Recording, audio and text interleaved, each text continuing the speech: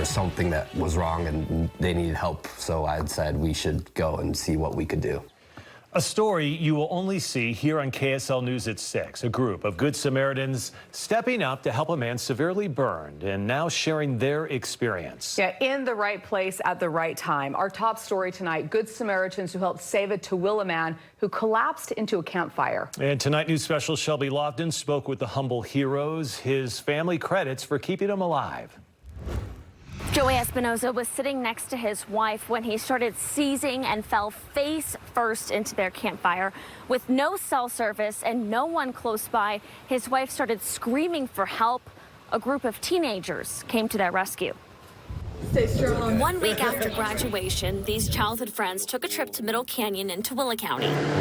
Just have a little fire, have some s'mores. They're soaking up their last summer together before taking off in different directions. We're just getting ready to start college in a few months, and some of us are serving missions. Once they settled on a campsite, they heard screaming in the distance. I kind of heard some help. We were kind of like a little skeptical just because people drive through the canyon and are doing all sorts of stuff. They jumped in their truck and drove over. About 250 yards away, they found Joey Espinoza and his wife. Well, he was laying on the ground, so obviously he was in distress. His face and hand fell into a campfire when he had a seizure. So we all saw his hand, and it was pretty... It's like loose skin. Yeah. Zach Peterson got his EMT certification in May. Weeks later, he was putting his training to the test. The biggest worry that I had was that his throat was going to close and he wasn't going to be able to breathe. While he assessed the man, the friends split up. None of us talked to each other. We just Yeah, we just all figured it out. Everyone just went and Did something. Yeah. With no cell service, James Brown and Nathan Gillette flagged down other campers for help. They also comforted Leanna, the victim's wife. She's kind of showing like some shock symptoms. They carefully loaded Espinoza into their truck and sped down the canyon. At the hospital, they tried to tell doctors what had happened to this complete stranger. This whole time we don't know his name. We don't know anything about them. He was transported to the University of Utah hospital where he's recovering. Their last-minute celebration took them in a direction they never expected. And we just happened to go there and happened to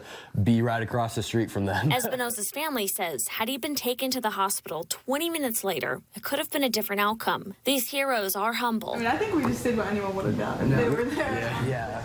These teenagers are still in touch with the Espinosas. One of them even went back up into the canyon to go check on Joey and Leanna's camping gear that was left behind. They said they're grateful that they listened to their gut and responded. In South Jordan, Shelby Lofton, KSL 5 News. Wow.